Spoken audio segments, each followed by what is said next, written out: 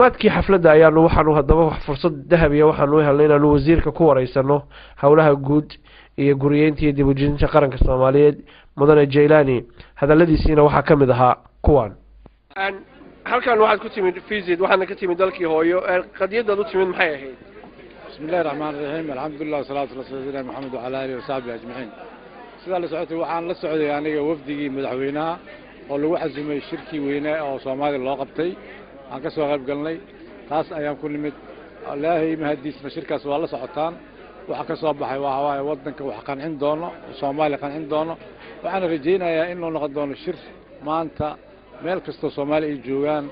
inay wixii ka soo baxay ay gacan siiyaan si ay mataqaanaa wixii oo implementation ama hirgelintii qodobada ka soo baxay inuu ilaahay u fududeeyo annagana gacan aan ku siino sidaas awgeed ayaan shirkaas u nimid waana ku guuleysanaa alxamdulillah guul baan taagnaa maanta haddaan intaa ka soo tagnay xafladan caawa halkan ka dhacday jaaliyadda reer Banaadir ay sida habsamida uga soo qayb galeen wax ma nooga taaban kartaa wallahi jaaliyadda Banaadir ay ugu xasumeen aniga inaan madaxweynaha si raacay ahayd ayaga dartood ayaan uga haray aan taana booqashadayda dib aan u dhigtay safarkayga marka waxaan filayaa wax aan maanta aan sheegi karo ma jaaliyadda Banaadir maanta adduunka they are on board awal waa ka maqnaayeen dadka waxaan leeyahay jiray markaan TV-da aan fiirsanayno nin wal mas'uul ah oo mataqaanaa dad matalo si loo soo dhaweyn jiray maanta waxaan maleynaa bilow fiican ay tahay saas inay jaaliyadda ku wadi karaan ay shaqadooda ku wadaan isku xirka mas'uuliyiinta iyo jaaliyadaha dibadda waa muhiim waxay ku tahay si loola socodsiiyo xaaladda mataqaanaa wadanka uu marayo ayagana si loola socodsiiyaan xaaladda ay ku sugan yihiin wadankooda maaha meeshay u dhasheen maaha maanta xaaladda Soomaaliya boqolkiiba 90 isbedel ku dhacay dhinaca ammaan dhinaca maxaa la yiraahdaa dib u dhis dhinaca maxaa la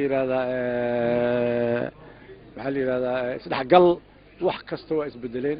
waxa looga baahan jaaliyadda Banaadiriga inay qaybtooda ka maqan meesha inay ka qaataan taasoo ah inay wadanka ku soo noqdaan kusoo noqosho guud ma dheena laakiin inay soo yimaadaan soo arkaan xaalad dadka oo ka maqan oo maxaa la yiraahdaa caruurtooda ama walaalahooda ay soo arkaan xaaladda ay ku sugan yihiin taas ayaan ugu baaqayaa waana aad iyo aad baan ugu faraxsanahay soo dhaweynta ay sameeyeen waxaan jeedaa mas'uul kasta oo ka tirsan maxaa la yiraahdaa qowmiyadan inay soo dhaweeyaan isku xirkana u bato insha Allah ta'ala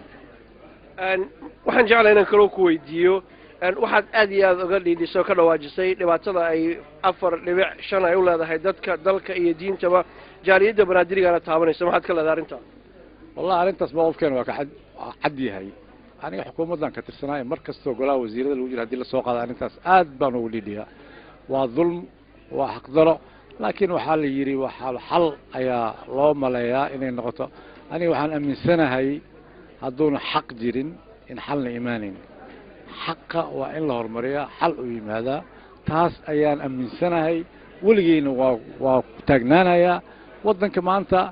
اسبدلك السعودي اسبدل كاسي وإنه النقضاء اسبدل عدالة ودبلو وسعلنا وضن هدو عدالة جيرين متوسس ما أنت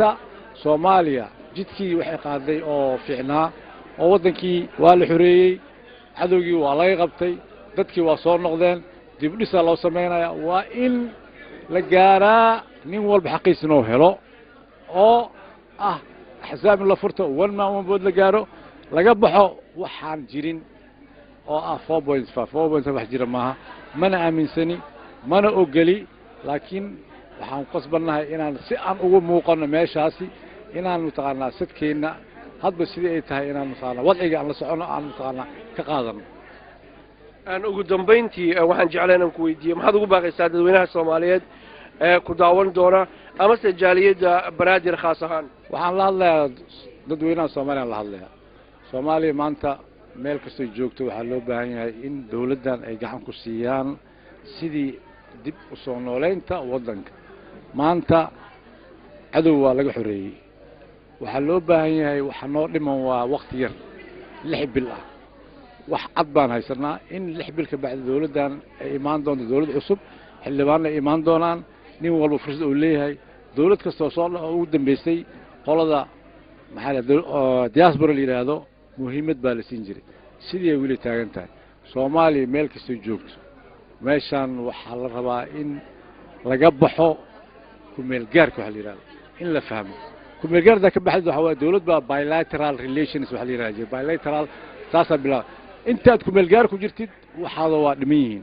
kumeel gaarka dastuura imaanayo dastuur loo wada yahay oo wadna vote qoraayo minority rights qoraayo waxa loo baahay dastuurkaasi inta laga gaarayo in Soomaalida gacan ay ku siiyaan dawladdan iyo xilliga yar u dhiman inay gacan ku siiyaan inay howlaheeda gudato si wadankan loo konton iyo dhowr sano aan xornimanahay ina maanta la fahmaan ka sabaan waa xaraan waa in dib loogu soo noqdo wadanka gacan lagu siiyo dawladda dib u dhiskana gacan laga qaataa aad baad u mahadsantahay mudane sidoo kale waxaanu wareysanay dadkii kale ayaguna halka ka soo qayb galay sida madaxweynaha gobolka Banaadir ayaanu wareysanay iyo dadweyne fara badan oo aad u fara badan oo u riyaaqay arinta oo halka ka soo jeeshay iyo reynta iyo farxadda iyo dhiirigelinta dalkii hooyo maanta uu ka sheegay asagoo ku dhiirigeliyay dadka Soomaaliyeed inay ka soo qayb galaan khaasatan jaaliyada Banaadiriga inay yimaadaan dalkii hooyo ay soo arkaan si ay dalkii hooyo ay wax uga qabsadaan una noqdaan dad dalkoodii hooyo